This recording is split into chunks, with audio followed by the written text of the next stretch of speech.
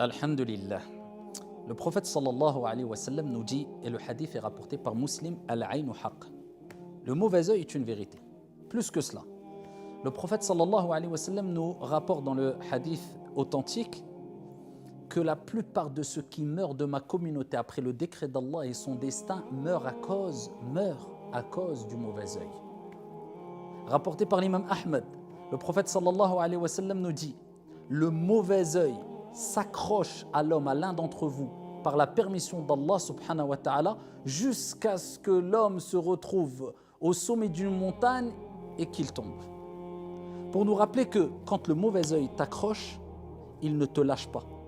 Et par la permission d'Allah subhanahu wa ta'ala, bien sûr, parce que tout se passe selon la volonté d'Allah subhanahu wa ta'ala, il peut te détruire, il peut provoquer ta mort. Le prophète alayhi salatu wa salam a rappelé que le mauvais œil, et particulièrement le mauvais œil venant de l'envieux, haineux, eh bien peut te tuer. Mais pas que, comme on va le voir, incha'Allah ta'ala. Que dire à notre époque aujourd'hui, où l'exposition est beaucoup plus intense qu'il y a 14 siècles, et on le sait toutes et tous à travers les réseaux sociaux. Que dire aujourd'hui, où tout le monde aime exposer un peu tout et n'importe quoi, illa man rahimallah, sauf celui à qui Allah a fait miséricorde. Regardez ma voiture, regardez ma richesse, regardez ma maison, regardez mon épouse, regardez mon époux, regardez-moi. Et la personne ne se rend pas compte qu'elle est peut-être en train d'attirer les foudres sur elle. Une certaine malédiction sur elle. Peut-être la mort. C'est le prophète sallallahu alayhi wa sallam qui nous a rappelé cela quand il nous a rappelé que le mauvais œil pouvait tuer. Alors il n'est pas question ici de dire qu'on doit vivre complètement caché et on ne doit plus s'exposer devant qui que ce soit, mais c'est simplement qu'il est important de prendre conscience que le mauvais œil existe et que la personne doit éviter de s'exposer inutilement et de manière répétée, de sorte à en faire une habitude devant un grand nombre de personnes quand il n'y a pas vraiment d'intérêt ou de besoin de le faire. Il y a une différence entre celui qui va avoir une belle voiture et qu'il utilise sa voiture comme tout le monde le fait chaque jour et qu'on est amené à le voir sans qu'il ne s'expose ou qu'il n'expose sa voiture à longueur de journée de manière répétée, je le dis, et la personne qui expose sa voiture, sa maison, ses biens, sa santé, etc. à longueur de journée et de manière répétée. Il y a une grande différence entre le premier et le deuxième cas. Donc c'est pour cela qu'il est important de prendre conscience que le mauvais œil nous entoure. Et il ne peut pas venir, ou il ne vient pas simplement d'une personne qui nous veut notre mal, attention. Car le mauvais œil, comme on va le voir, incha'Allah ta'ala, peut venir de nous-mêmes, pour nos propres biens. C'est pour cela que le prophète sallallahu alayhi wa sallam, il nous dit, si l'un d'entre vous voit chez son frère, ou en lui, donc il parle de toi, de nous, ou en lui, ou dans ses biens, dans tes propres biens, quelque chose qui lui plaît, qu'il invoque la baraka, la bénédiction d'Allah subhanahu wa ta'ala. Voilà, c'est comme ça qu'on se prémunit du mauvais œil. En évitant de montrer tout et n'importe quoi sans intérêt de manière répétée, concernant les bienfaits que Dieu nous a donnés, concernant notre famille, concernant nos enfants, concernant nos richesses, concernant etc. Surtout qu'aujourd'hui, il en faut peu pour rendre les gens jaloux et attirer le mauvais œil. Et 2, on invoque toujours la bénédiction. Sur ce que tu vois, sur les objets que tu vois qui t'attirent, qui te plaisent, ou sur les personnes, ou sur ta propre personne, tes propres enfants, ta propre famille ou tes propres biens. En invoquant la bénédiction d'Allah subhanahu wa ta'ala, on se préserve et on préserve les autres. De quelle manière? En disant Allahumma barik. Oh Allah béni. Tout simplement. On demande la baraka. Quand quelqu'un te rend un service, tu lui dis barakallahu fik. C'est une invocation. Tu demandes à Allah azza wa jal de le bénir.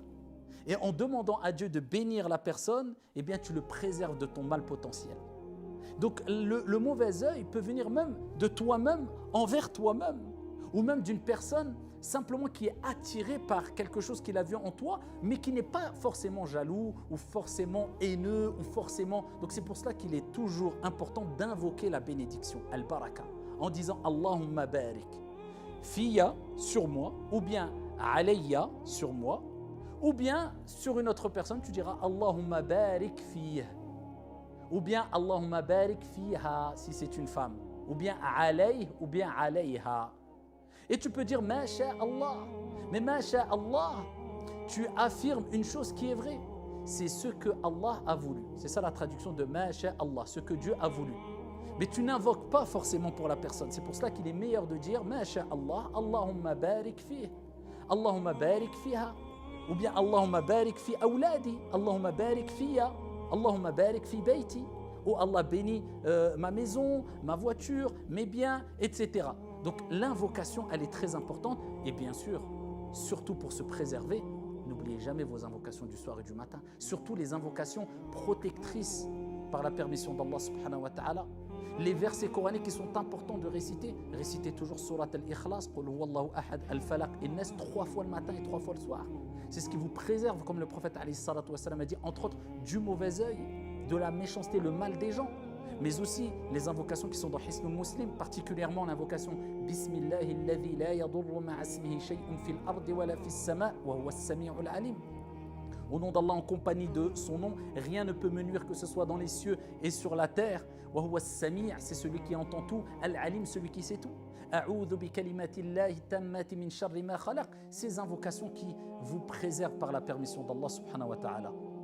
Et bien sûr, je tiens à rappeler encore une fois que oui, on ne doit pas vivre dans une certaine parano en disant on m'a jeté le mauvais œil, il m'est arrivé un malheur, il m'est arrivé une épreuve. Mais si le prophète a dit que ça tue et la plupart des gens de la communauté meurent du mauvais œil, c'est que c'est une réalité, que ça cause des dégâts, il ne faut pas le nier aussi. Et ça, c'est un message aussi à ceux qui veulent entreprendre de grands projets. Regardez combien de jeunes disent quelque part Bismillah à une nouvelle vie quand ils se marient. Et ils commencent comment le mariage ? Au-delà du fait que quelquefois ils font des fêtes exagérées, irrespectueuses, des gens qui sont autour d'eux, en klaxonnant, en faisant les fous en voiture, en mettant la vie des gens. On entame une nouvelle vie, on met la vie des gens en danger, en dérangeant les voisins, en attirant peut-être les invocations contre soi, en faisant de l'injustice, en faisant les fous, en laissant une mauvaise image. Qu'est-ce qu'on va dire à nos enfants après ? Voilà comment était mon mariage, j'ai fait le fou, voilà ton père l'exemple, voilà ta mère l'exemple. Au-delà de ça, on attire peut-être des centaines, voire peut-être quelquefois des milliers pour ceux qui exposent sur les réseaux sociaux leur mariage. Je ne parle pas d'un mariage décent qui est fait dans les règles de l'art, on va dire, mais en s'exposant, en montrant que voilà, on a les plus belles voitures, les plus belles salles, on a la plus belle épouse, le plus beau mari, et ensuite il ne nous reste que les yeux pour pleurer, pour ne pas dire autre chose. Quand tout s'écroule, mais tu as attiré combien de mauvais œil ? Même si les gens n'étaient pas forcément jaloux et haineux, mais juste parce qu'ils n'ont pas invoqué la baraka, parce qu'ils ont regardé avec un regard trop appuyé, admiratif, sans faire une invocation pour toi. Donc, je ne dis pas qu'il faut plus se marier encore une fois et se cacher, mais les choses qu'on peut éviter de montrer qui sont trop extravagantes, qui sont trop exagérées, trop attirantes, de manière répétitive, pourquoi le montrer à longueur de journée de manière répétée ? De temps en temps, parce qu'il y a un intérêt, c'est une chose, mais tout le temps, man akthara min shay'in urifa bih. Celui qui a l'habitude de faire une chose sera connu par cette chose-là.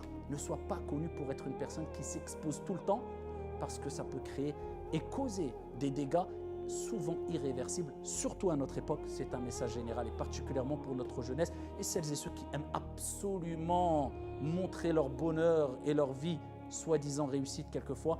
Et bien sûr, innamal a'malu bil khawatim, les actions ne valent que par leur fin. Et souvent, malheureusement, ces gens-là, quand on voit la suite, la fin de leur vie, elle n'est pas aussi belle que ce qu'ils montraient dans les débuts. Qu'Allah subhanahu wa ta'ala nous préserve du mal des gens mauvais, de l'envieux quand il envie, et simplement du mauvais œil. Wallahu a'lam, wassalamu alaikum.